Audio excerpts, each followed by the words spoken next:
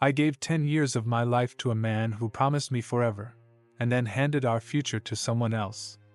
I was Lila, the girl who believed in love, who trusted blindly, until trust shattered me. The betrayal didn't just break my heart, it rewrote everything I thought I knew about myself. But here's the twist, I didn't stay broken. This is the story of how I turned my heartbreak into power, and walked back into the room they never expected me to survive. Before I continue, please support me with a subscription and a like, it means a lot to me. I'm 29 now, and for 10 years I thought I was weaving a future with the man I loved. His name was Ethan, and we met when we were just kids, barely 19, in the humid, jasmine-scented streets of Savannah, Georgia.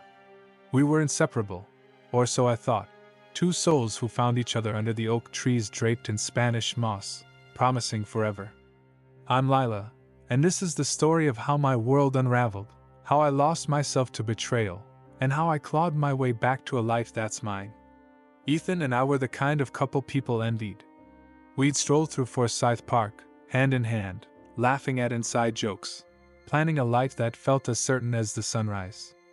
I was studying art history, dreaming of curating galleries, while he was a budding architect, sketching buildings that would one day touch the sky.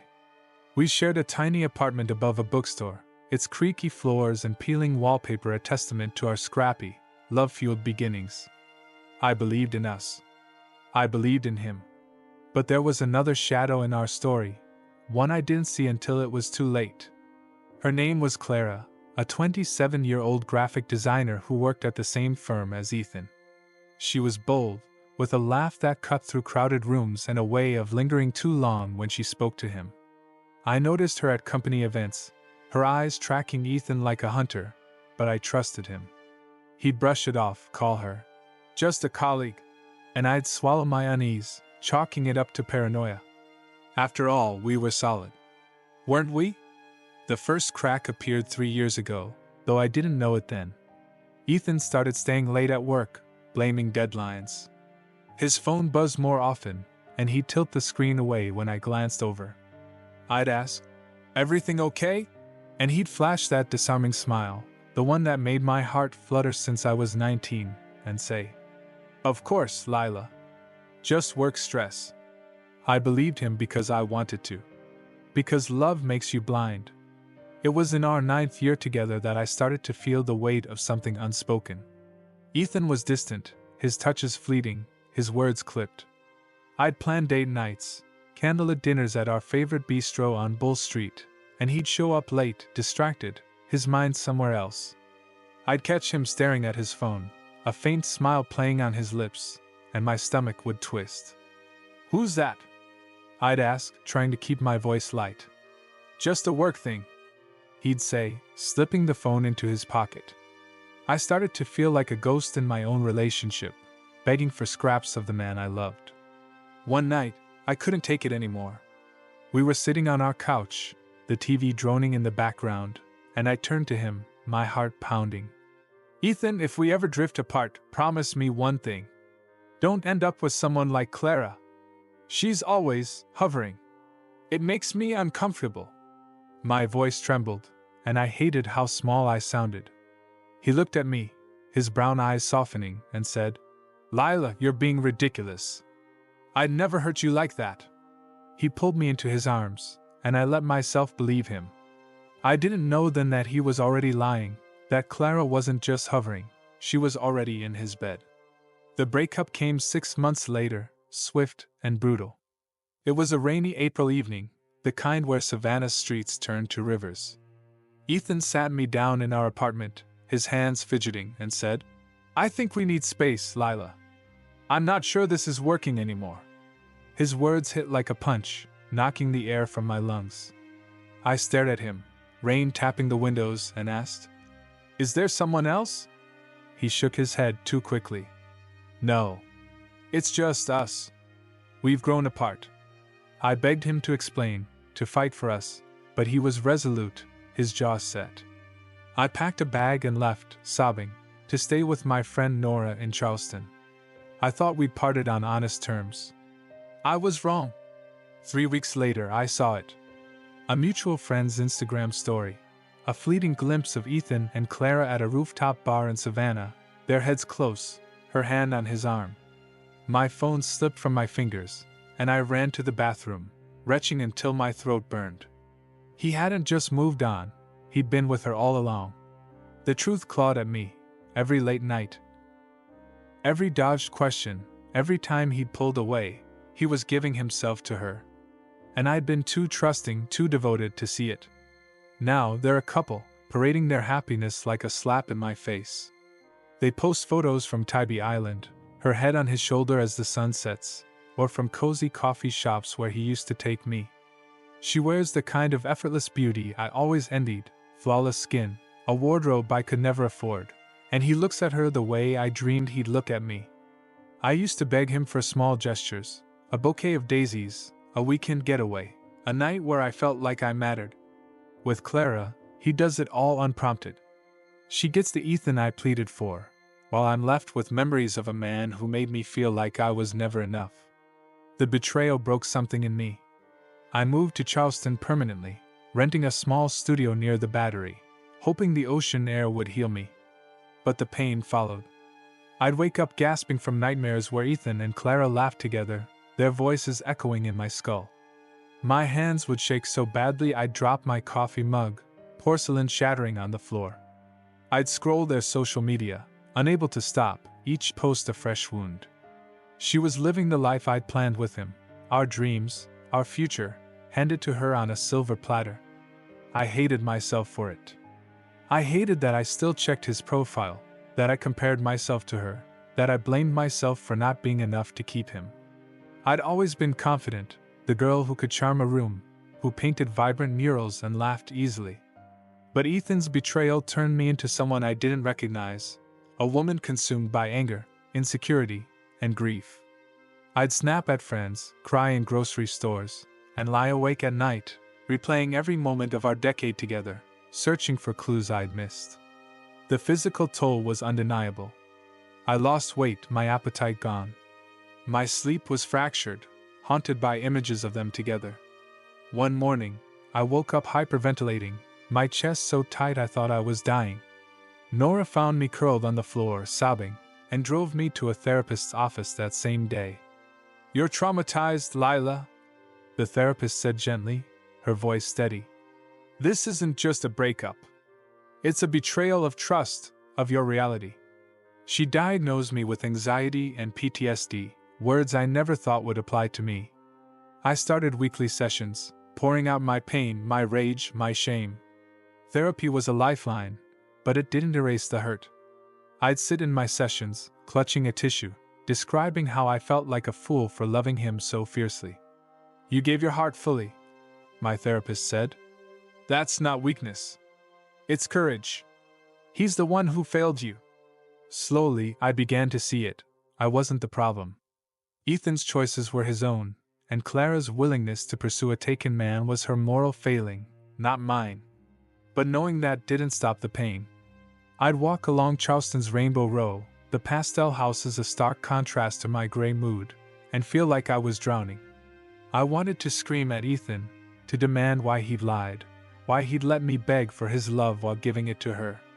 I wanted to confront Clara, to ask how she could sleep at night knowing she'd built her happiness on my ruins. But I didn't. I knew it wouldn't change anything. They were living their story, and I was stuck in mine, trying to find a way out. The turning point came 8 months after the breakup, in December. I was at a holiday market in Marion Square, the air thick with the scent of mulled wine and pine. I'd been avoiding social events, but Nora dragged me out, insisting I needed to live again. As I wandered through the stalls, clutching a hot cider, I saw a street artist painting a vibrant seascape, her brushstrokes bold and unapologetic. Something stirred in me, a memory of the girl I used to be, the one who loved creating, who saw beauty in the world. I went home that night and pulled out my old sketchbook, untouched since the breakup. My hands trembled as I drew, but the lines came alive, swirling waves, stormy skies, a lone figure standing against the wind. It was me, I realized, weathering the tempest of my heartbreak. For the first time in months, I felt a spark of hope, a sense that I could rebuild. I started small. I joined an art collective in Charleston, a group of creatives who met weekly to share their work. Their encouragement reminded me of my worth, of the talent I'd let Ethan's betrayal dim. I painted again, pouring my pain onto canvas, bold, raw pieces that caught the eye of a local gallery owner. She offered me a solo exhibition, a chance to tell my story through art. It was terrifying, but I said yes. The exhibition was a revelation. My gallery was packed, strangers and friends alike marveling at my work. Each painting told a piece of my story: betrayal, grief, resilience. I stood there, in a dress I'd chosen for myself, not to please anyone else, and felt proud. Not just of the art, but of me. I'd survived a decade of love turned to ash, and I was still standing. But healing, I learned, isn't linear. The exhibition was a beacon, but the ache lingered, stubborn and deep. Some days, I'd wake with a lightness I hadn't felt in years. Others, I'd spiral, triggered by a couple holding hands in Waterfront Park, their intimacy a knife to my chest. Therapy helped me name these waves: grief, betrayal, trauma, the slow untangling of a decade's trust. My therapist, Dr. Ellis, had a way of cutting through my chaos. "You're not just mourning, Ethan," she said one rainy afternoon, her office warm with the glow of a lamp. "You're mourning the version of yourself you gave to him. Reclaiming her is the real work." Reclaiming her. Those words became my mantra. I started to see glimpses of that girl, the Lila who danced barefoot in the rain, who sketched strangers in coffee shops, who believed love was a gift. But she was buried under self-doubt, and unearthing her meant facing truths I'd avoided. Like how I'd ignored Ethan's red flags, how I dimmed my light to keep his burning, how I'd begged for love instead of demanding it as my right. One truth hit hardest: I was still tethered to Ethan, not by love, but by anger. I hated him for choosing Clara, for lying, for making me feel disposable. And I hated her for stepping into my life like it was hers to claim. That anger was a poison, tainting even the good moments. I'd be laughing with Nora over wine, and a thought of them, Ethan's hand on Clara's waist, her smug smile, would turn my joy to ash. I wanted to be free, but freedom meant letting go, and I wasn't sure how. The test came in March, a year after the breakup. I was at a cafe on Meeting Street, sketching the barista's hands as she poured latte art, when my phone buzzed. It was a message from Sarah, a mutual friend from Savannah who'd stayed neutral. "Lila, I don't know if you want to hear this, but Ethan and Clara are engaged. I thought you should know before you see it online." The words blurred, and the cafe spun. Engaged. The life I dreamed of, the ring I'd imagined, now hers. I stumbled outside, the spring air doing little to steady me, and leaned against a brick wall, fighting the urge to scream. I didn't cry. That surprised me. Instead, I felt rage followed by a hollow calm.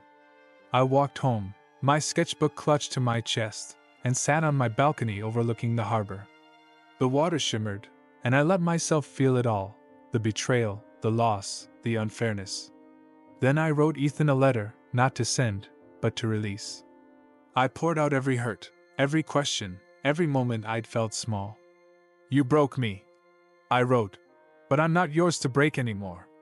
I burned the letter in a ceramic bowl, the flames licking the paper until it was ash. As the smoke curled into the sky, I felt lighter, like I'd shed a weight. The news of their engagement spread through our old circles, with pitying glances and whispered, "Poor Lila S." I hated it. I didn't want to be the tragic ex.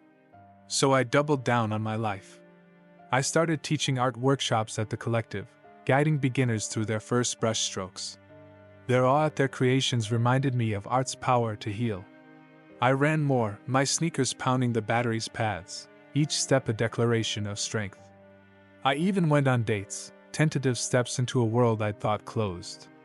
Most were duds: a lawyer who talked over me, a musician who smelled like stale beer, but they were proof I could try.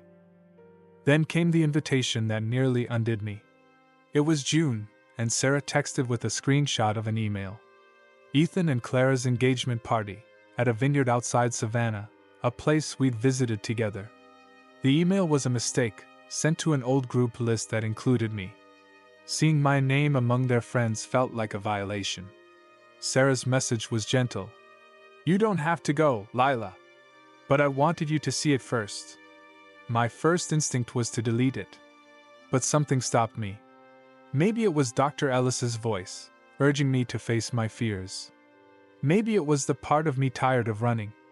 I didn't decide to go until the morning of the party, a reckless impulse fueled by a need to prove something.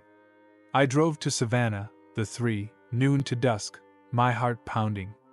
The vineyard was as beautiful as I remembered, its hills dotted with grapevines, the air heavy with summer heat.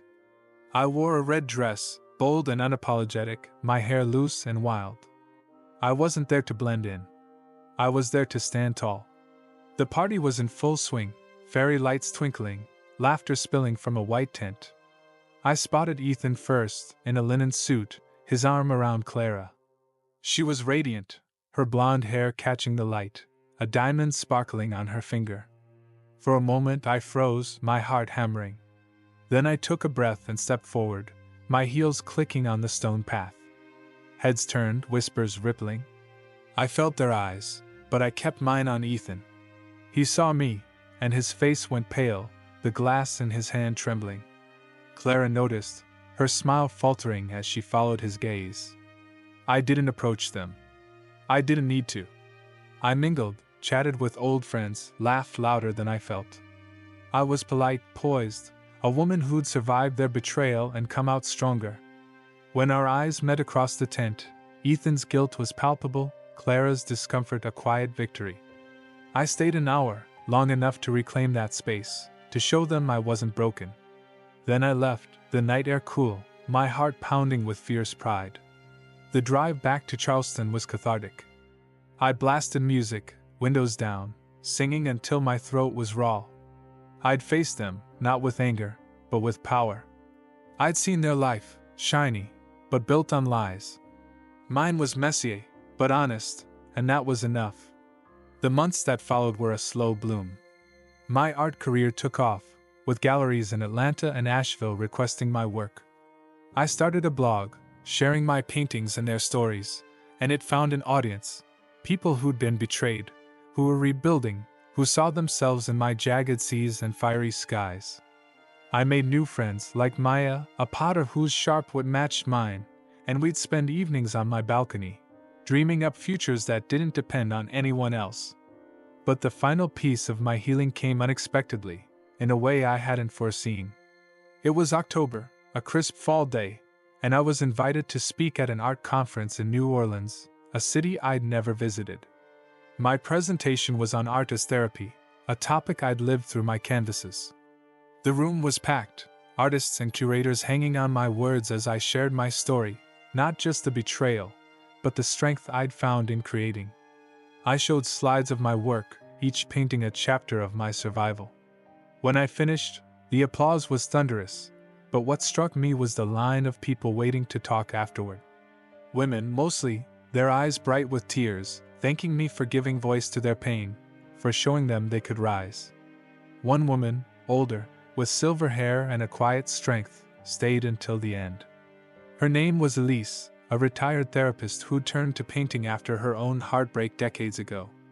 Over coffee in a French Quarter cafe, she listened as I admitted the lingering shadows of Ethan's betrayal. "You've done the work," she said, her voice steady. "But there's one last step, forgiveness. Not for them, but for you. To free yourself from carrying their choices." Forgiveness. The word felt foreign, impossible. How could I forgive Ethan for lying, Clara for stealing? But Elise explained it wasn't about excusing them. It was about releasing their hold on me. "You're not forgiving their actions," she said. "You're forgiving yourself for trusting. For loving. You're letting go of the story that says you weren't enough." Her words followed me back to Charleston, sinking deep. I spent weeks wrestling with them, painting through my confusion, canvases of soft blues and golds, calmer than my usual storms. I realized Elise was right. My anger at Ethan and Clara was a chain, binding me to a past I didn't want. Forgiving myself meant accepting that I'd loved fiercely, that I trusted because I believed in goodness. It meant seeing my worth not through Ethan's betrayal, but through my own resilience. One evening, as the sun dipped below the horizon, I walked to the battery, the ocean stretching vast before me. I closed my eyes, the salt air sharp, and whispered to myself, "I forgive you, Lila. You did your best. You are enough." The words felt like a key turning in a lock, releasing something heavy. I didn't feel euphoric, but I felt free, lighter than I had in years. That freedom carried me forward. My blog grew, becoming a platform for others to share their stories of betrayal and recovery. I published a book of my paintings, paired with essays on healing, and it found its way into hands across the country. I kept teaching, running, painting, living. I dated again, not chasing love, but welcoming it, a kind architect named Sam, whose quiet humor and steady presence felt like a gift, not a necessity. Ethan and Clara faded into the background, their engagement a distant echo. I heard through Sarah that their wedding was lavish, but it didn't sting. Their story, built on deception, was theirs to navigate. Mine was different, raw, honest, and mine. I stopped checking their profiles, stopped measuring myself against Clara's curated life. I was too busy building my own. Last week, I stood on my balcony, watching a storm roll in over the harbor. The sky was bruised, the air electric, but I wasn't afraid. I'd painted storms, lived through them, and come out stronger. Maya joined me, a bottle of wine in hand, and we toasted to new beginnings. "You're a force, Lila," she said, her eyes gleaming. I smiled, believing her. "I'm not done healing, maybe no one ever is. But I'm not the girl who begged for love, who shattered under betrayal. I'm Lila, 29, an artist, a survivor, a woman who knows her worth. The ocean stretches before me, endless and unyielding, and I'm ready for whatever it brings. My story isn't over, it's just beginning, and this time, I'm writing the ending."